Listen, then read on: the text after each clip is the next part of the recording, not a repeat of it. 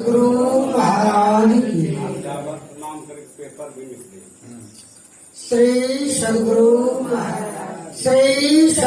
महाराज की मंगल मूर्ति सद्गुरु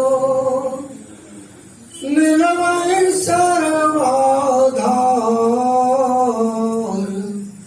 मंगल मंगल करो विनमो बारंबार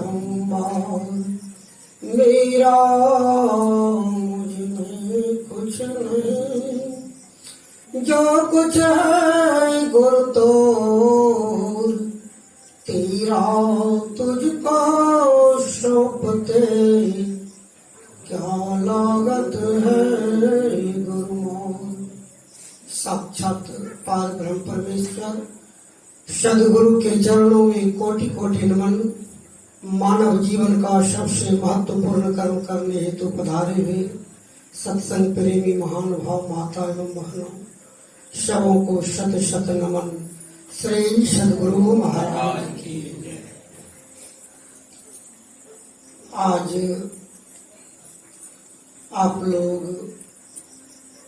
जितने भी द्विज हैं सबों ने आश्रम में उपवास रखकर गुरु महाराज के सामने ध्यानाभ्यास का कार्यक्रम किया। मैं सबों को प्रणाम करता हूँ। श्री सद्गुरु महाराज कहेंगे द्विज भी बोल दिए, उपवास भी बोल दिए। उपवास तो कोई किए नहीं। द्विज का अर्थ होता है जिसका दूसरा जन्म हो गया हो। हम लोगों का सबका दूसरा जन्म, दीक्षा ले लिए तो दूसरा जन्म हो गया। हम लोगों का दूसरा जन्म हो चुका, इसलिए सबों को मैंने द्विज कहा। उसके बाद कहा उपवास की बात।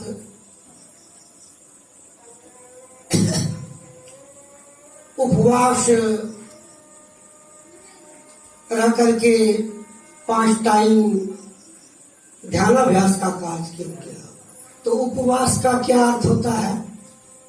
उप का अर्थ होता है निकट, बिल्कुल निकट। आवास का अर्थ बस रहने वाला। बिल्कुल गुरु महाराज के निकट रह करके आप लोगों ने ध्यानाभ्यास का कार्यक्रम किया। इसी को उपवास कहा। श्री सद्गुरु महाराज पूर्व वक्ताओं से सारी बातों को आप लोगों ने सुन लिया। आज गुरु पूर्णिमा का दिन है।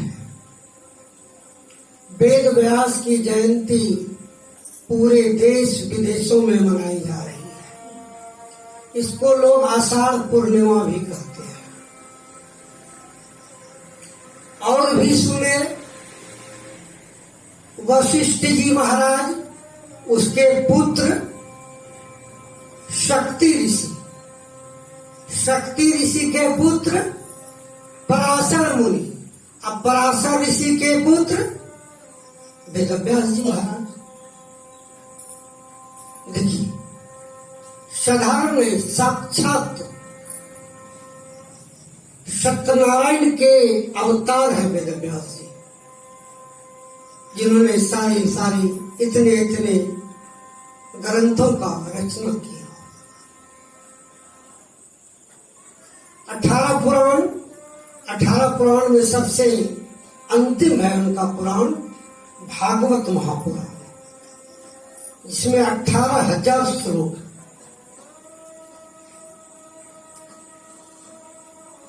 मोटी पुस्तक है महाभारत की रचना, जिसमें 1,00,000 श्लोक। उनकी रचना वेदव्यास जी महाराज के द्वारा हुआ है।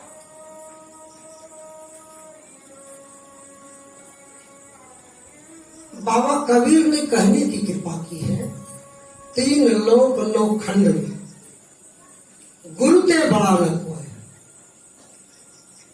कर्ता करे न कर सके। कर्ता करते हैं साक्षात परमात्मा को। कर्ता कहते जो काम परमात्मा नहीं कर सकते हैं, जो उसके द्वारा काम नहीं होता है, वह गुरु कर लेते हैं।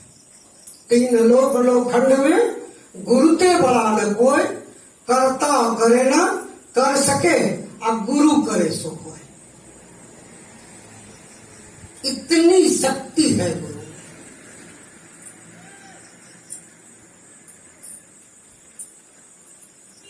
एक बार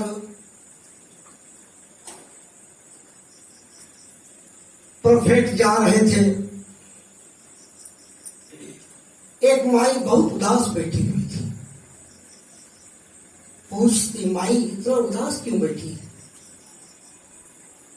क्या क्या कहे महाराज जी, एक भी लड़के बच्चे नहीं है, होते ही नहीं है, बहुत उदास। कहा ठीक है, मैं जा रहा हूं भगवान विष्णु के पास।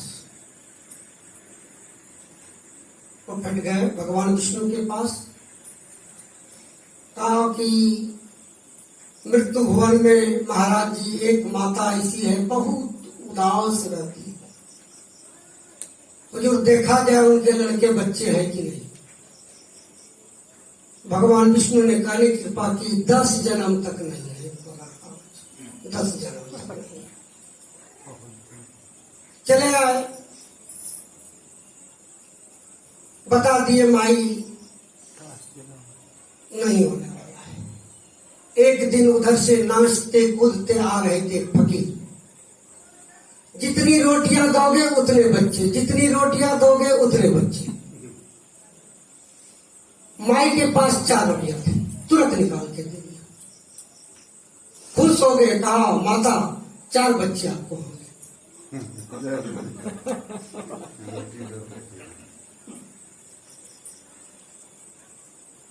कुछ दिन जब बीत गया, 4 बच्चे उनको हुए।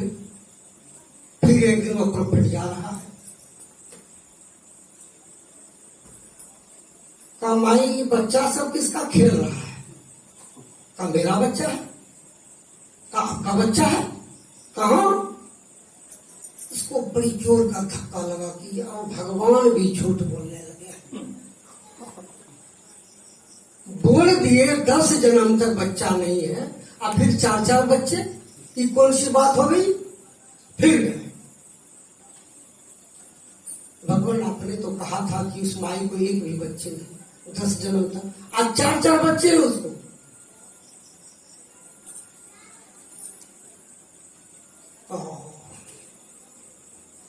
कब मैंने नहीं दिया है, किसी महापुरुष ने दिया है।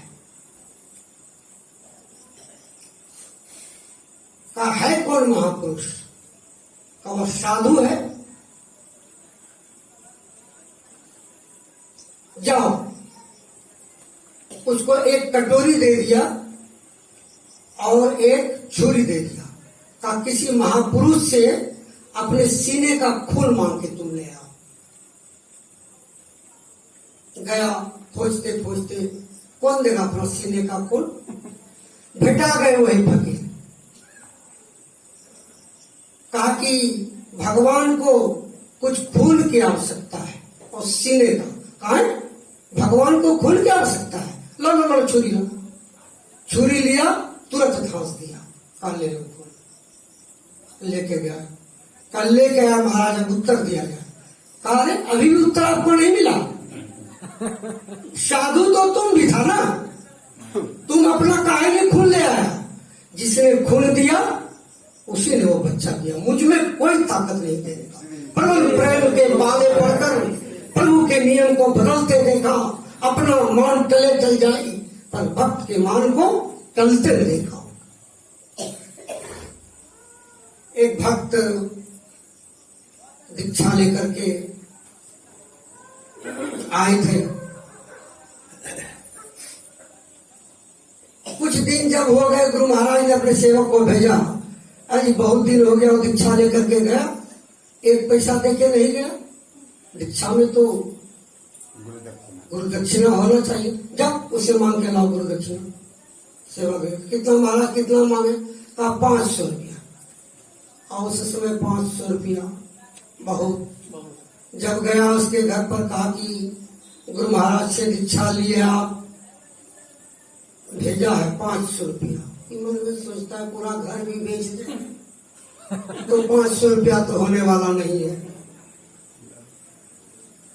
कौन सा परीक्षा गुरु महाराज लेने लग गए।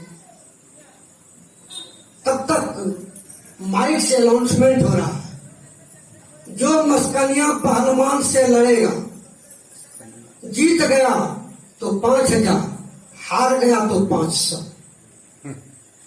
कहा बहुत अच्छा मौका, तैयार हो गया।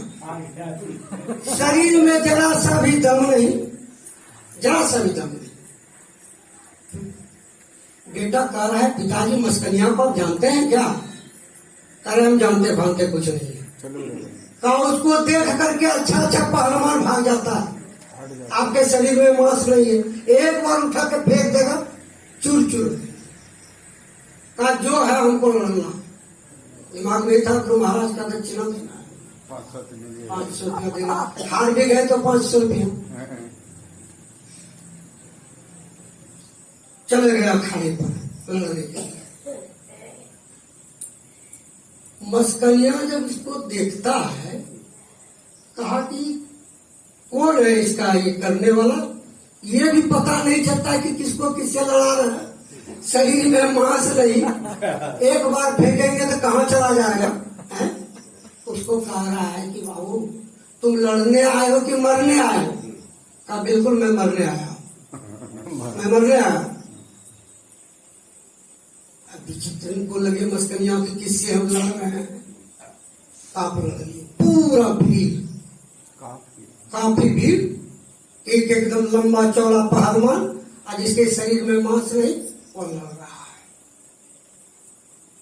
बस एकदम गुरुदेव को याद किया, आप ही जो करें गुरुदेव, और चले गए, भिड़ गए। जैसे भिड़ना था कि हमने मस्कलिया पहलवान को उठा करके फेंक दिया और चढ़ गया उसके ऊपर। जब उठा तो मस्कलिया कहा रहा है करीब ये कैसे हो गया, ये तुमने कौन सी शक्ति आ गई? कहा कि मुझ में कोई शक्ति नहीं, मेरे में कोई शक्ति नहीं। देखिए हमारे गुरुदेव बैठे हुए हैं, उन्हीं को मैं देख रहा था और लड़ रहा था। सारी शक्ति गुरुदेव, मुझ में कोई शक्ति नहीं। धन्यवाद दिया।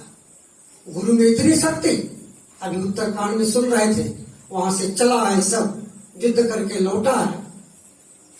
और भगवान राम माता कौशल्या से गए प्रणाम करने। माता कह रही कि बेटा वो धुरंध राक्षस रावण, सारा रावण उतना और सारे राक्षस, उससे तुम कैसे जीत गया? कैसे जीत गया?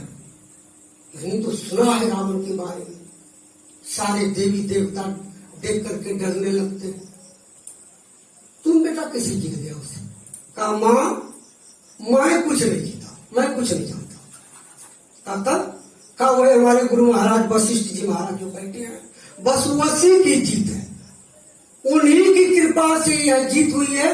मेरे पास है, भगवान बोल रहे मेरे पास कोई कृपा नहीं है।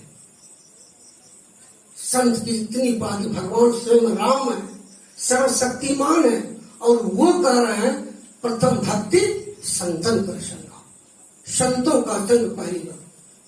खुद भगवान है, कहा अपना बड़ाई कभी नहीं की। सातम सम मई में जग देखा, अब मोते अधिक संत करी देखा, मुझसे अधिक संत को जानो।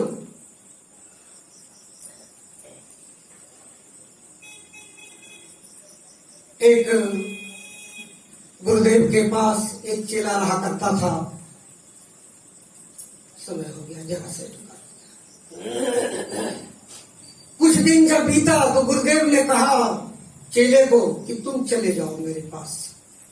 कहा गुरुदेव इस संसार में मेरा कोई नहीं है। माँ को त्याग दिया, बाप को त्याग दिया, घर द्वार को त्याग दिया, और गुरुदेव आप क्या कह रहे हैं कि चले जाओ यहां से? कहा अब कुछ दिन बाद हमको कुष्ठ रोग होने वाला है, तुम बर्दाश्त नहीं कर सकोगे, नहीं सेवा कर सकोगे? कहा नहीं महाराज, मैं किसी भी कीमत पर नहीं जाऊंगा। कहा ठीक है। तो हो गया कुष्ठ रोग, पूरा सेवा एकदम गुरुदेव का, इतना मन से मनोपूर्वक सेवा किया कि कहा नहीं गया। एक दिन भगवान शंकर आ गए, कहा तुम्हारी सेवा से मैं खुश हूं, वरदान मांगू। और महाराज सोए हैं, सेवक कहा कि गुरुदेव हमारे बहुत बीमार हैं, महाराज उनको ठीक कर दिया जाए। अरे तुमको वरदान दे रहा हूं। कहा नहीं महाराज, हमको कुछ नहीं चाहिए, हमारे गुरुदेव को ठीक कर दिया जाए महाराज। कहा नहीं, मैं तुमको वरदान दूंगा। कहा मैं वरदान लेने के लिए तैयार नहीं, आप चले जाए। भगवान शंकर चले गए। तब गुरुदेव पूछता है कि किनसे बात कर रहा था तुम? कहा भगवान शंकर आए थे वरदान देने। कहा क्या मांगा? कहा हमारे गुरुदेव को ठीक कर दीजिए। इतना डांटना शुरू किया कि कहा नहीं जाए। क्या क्यों तुमने मांगा हमारे लिए वरदान? कहा नहीं महाराज, मैंने नहीं मांगा। मांगा, बोला तुमको देंगे। फिर सेवा में तत्पर हो गए। आ गए साक्षात भगवान विष्णु। कहा वरदान मांग लो, तुम्हारी सेवा से खुश हूं। कहा महाराज ये बताने की आप कृपा करें,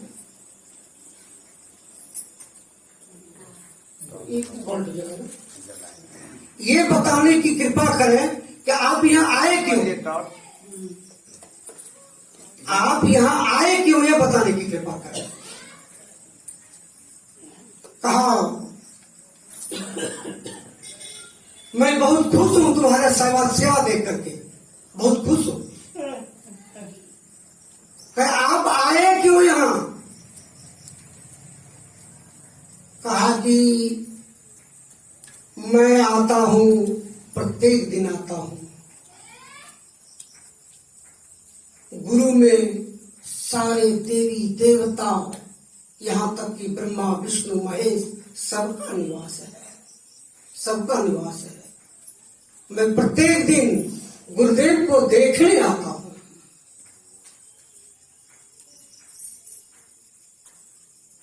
और तुम कहते हो क्यों आते हो?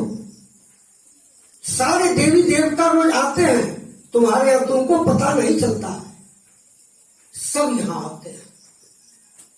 कहा हमको वरदान नहीं चाहिए महाराज, आप चले जाइए। और चले गए। अब गुरु महाराज उठ करके सीने से गले से लगा लिया।